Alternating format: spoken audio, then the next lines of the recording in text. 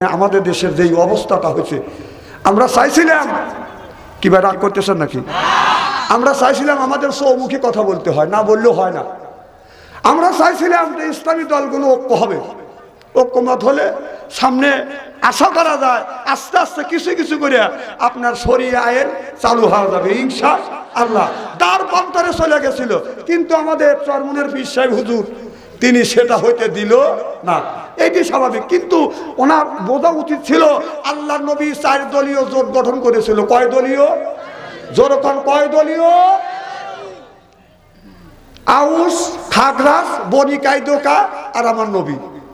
ইহুদিদের সাথে 4 দলীয় জোট গঠন করছিল। কয় দলীয়? এই জন্য আমাদের এই সরকার, আমাদের বিগত সরকারের সাথে আপনার বেগম খালেদা জিয়ার সাথে 4 দলীয় জোট করছিল না? এটা হাদিসে আছে। এই জন্যই তারা 4 দলীয় জোট করছিল। আমরা ভাবছিলাম যে 4 দলীয় জোট রাসূল সাল্লাল্লাহু আলাইহি ওয়াসাল্লাম করছে, তার চেয়ে আরো বেশি ঐক্য করা যাবে। তা আমরা ইসলামের ক্ষেত্রে আমরা 11 দলীয় জোট করব, কিন্তু তিনি এখান থেকে বের হয়ে গেলেন। কিসের তার স্বার্থে ব্যাঘাত ঘটছে আল্লাহই ভালো জানে। তবে আমি নাকি শুনলাম নাকি সেই 100টা আসন চাইছিল। আমার মনে হয় 100 আসনের চাইতে ওনাকে 300 আসন দেওয়াটাই উচিত ছিল। এতদিন পরে জেল খাটছে, জরিমানা দিছে। ওনা তো জেল খাটা নেই, জরিমানা দেয় নাই। যারা জেল খাটছে জরিমানা দিছে, হাত দিছে, চোখ দিছে। এরপরে মা ইতিম করছে, স্ত্রী বিধবা করছে, ছেলে সন্তানকে এতিম করে জেলের মধ্যে ছিলেন এবং ফাঁসি নিয়ে দুনিয়ার থেকে বিদায় হয়ে গেছে। তাদের এত আসনের দরকার নাই। আর যে জীবনে এমপি হইবার পারে নাই, কন্টেস্টও করে নাই, সে যদি 100টা আসন চায় তাহলে বোঝা গেছে এর ভিতরে কোনো চালাকি। আমরা দোয়া করি আল্লাহ পীর সাহেব হুজুরকে তুমি হেদায়েত নসিব করো, আমিন কর। আল্লাহ ইসলামের বুঝ পরিপূর্ণ দেন, আমিন কর। কারণ সে আলেম মানুষ, আমরা তাদেরকে গালি দিতে পারি না। যে আল্লাহ ইসলামের স্বার্থে তারা যেন ঐক্যবদ্ধ হয়, সকলে কোন আমিন। আমার ভাইরা,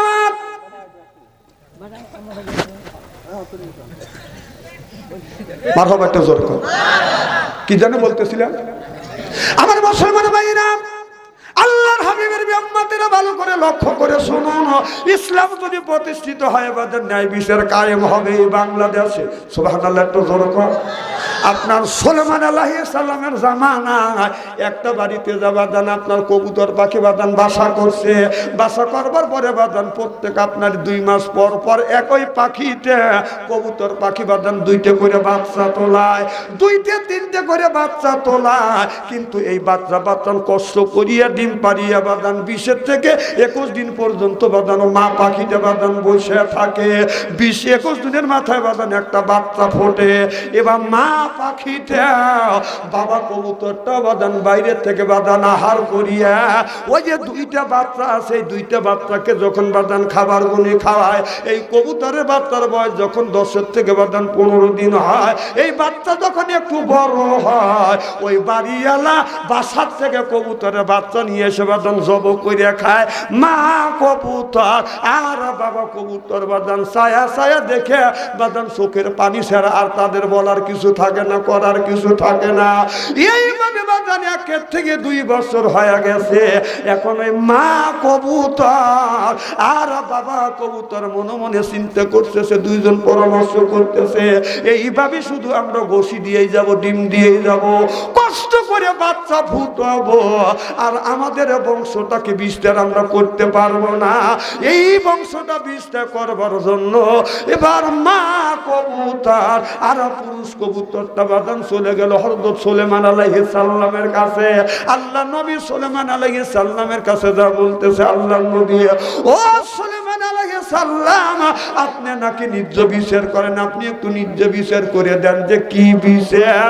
আমরা একটা বাড়িতে বাসা করছি, আমরা কষ্ট করে বসি তোলায় ডিম পারিয়ে এরপরে বাচ্চা ফুটোয়, কষ্ট করে বাচ্চাটাকে আহার করাই। বাচ্চাটার বয়স যখন 10 থেকে 15 দিন হয়, আর বাড়িওয়ালা এইভাবে আমাদের বাচ্চা জবাই করে ঘরে খায়। আল্লাহ নবী মুসা আলাইহিস সালাম এইভাবে যদি আমাদের বাচ্চাগুলো জবাই করে খায়, আমরা তো আমাদের বংশ বিস্তার করতে পারবো না, আপনি একটু বিচার করে না। আল্লাহ নবী হযরত সুলাইমান আলাইহিস সালাম বলে একটা কাজ করো। বলে কি কাজ? তুমি একটা কাজ কাজ করবে, তোমার যখন বাচ্চা হবে, বাচ্চা যখন ফুটবে, বয়স যখন একদিন হবে, তখন আমার কাছে এসে বলবে আমি 2 জন পাহারাদার পাঠিয়ে দিব। আমার ভাইরা আমার, এবার এ বাবা কথা কাউকে, তোমাদের ওয়াজ তো করবো, দেরি আছে না, যুবকদের ওয়াজ না করে কি আমি যাবো নাকি? এক একটা যুবককে 2-3টে করে বিয়ে করা দিয়ে যাবো আজকে।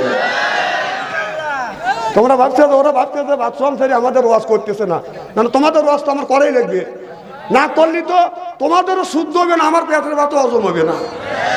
তোমাদের একটু ইস্তেরি করা লাগবে না? তোমার ইস্তেরি করবো, তোর মা করবো, তোর বাবা সহ ইস্তেরি করে দিয়ে দেবো আজকে। ওরা চিন্তা করতে কেটে খালি গুরু গুরু করতেছে, আমাদের ওয়াজ করে না, তোমাদের ওয়াজ তো করবোই, এনে মুরব্বীর ওয়াজ কিছু করা লাগবে না। মার হবাই তো সরকার। আমার ভাইয়েরা আমার, কি জানি বলতেছিলাম, কবুতর খুব কি খারাপ লাগতেছে।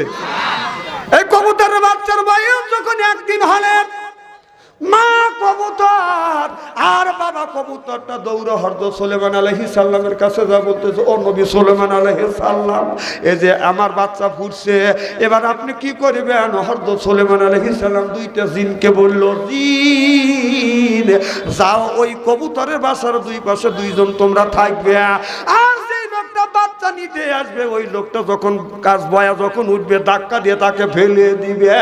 সরাসরি এইরকম যখন অর্ডার দিয়ে দিলেন, আমার ভাইরা আমার, এখন ওই বাড়িওয়ালা যখন খাবার খাইতে বসবে, স্বামী স্ত্রী 2 জন খাবার খাইতে বসবে, মাত্র 2টা রুটি নিয়ে এইরকম 2 জন 2টা প্লেটে 2টা রুটি দিয়ে বাজান বসে গেছে। স্বামীর প্লেটে 1টা রুটি আর বিবির প্লেটে 1টা রুটি দিছে। এখন দেখেন বাচ্চা কিসিমিসি করতেছে, আর এখন ওই স্বামী স্ত্রীকে বলতেছে, দেখো আমাদের কবুতর আবার 2টা বাচ্চা তোলাইছে, কিসিমিসি করতেছে, এই রুটিটা খাইয়া এরপরে খায়া একটু রেস্ট নিয়া আমরা ওই 2টা কবুতরের বাচ্চাকে পারবো, আমি জবাই করব, তুমি সুন্দর করে রান্না করবে, বুনো করবে, আমরা 2 জন আপনার রুটি দিয়ে ওই কবুতরের গোশত খাবো। এমন সময় এই কথা বললেন, স্বামী স্ত্রী 2টা প্লেটে কয়টা রুটি? যখন এমন সময় একজন ফকির এসে বলতেছে, বাবা আমি সকাল থেকে পর্যন্ত অনাহারে রয়েছি, ও বাবা সেই যে রাত্রে খাবার খাইছি, সারাদিন খাবার খাই নাই, যেই বাড়ি আমি খাবার চাইছি কেউ খাবার দেয় নাই, আমাকে খাবার দাও। এবার ওই লোকটা, পুরুষ লোকটা, বাড়ির ওই পুরুষটা বলতেছে, বিবিরে আমার এই রুটিটা ফকিরকে দেই, আর এই রুটিটা আমরা 2 জন বাগাবাগি করে খাবো। নিজেই 2টা রুটি ভাগ করিয়া বিবিকে বলল, তুমি তা খাও, আর এইটা স্বামী প্লেটে রাখে বললো আমি আইসা খাই। এই রুটিটা আপনার ওই পুরুষটা রুটিটা এইরকম করে নিয়ে আবার এইরকম করে পানি 1 পেয়ালা পানি নিয়ে ফকিরকে বাদান বসতে দিল, বাবা এই যে রুটিটা খাও, আর এই যে পানি খাইয়া আমার জন্য একটু দোয়া করো। এবার ফকির 1টা রুটি খাইয়া বলতেছে, বাবা রে আর কি রুটি নাই, আমার তো পেট ভরে নাই। বলো হুজুর, ও ফকিরে বাবা আপনার কি আরো খাবারের দরকার? হ্যাঁ আবার খাবার আমার আরো দরকার। বাড়ির মধ্যে যায় মনে মনে চিন্তা করতেছে, বিবির টুক আর আমার টুক নিয়ে এসে ফকির বেটাক দিব, পরে আমরা ভাজি করে রুটির ভাজি করে পরে আমরা খাবো। এবার যা দেখে বিবির টুক বিবি খেয়ে ফেলছে।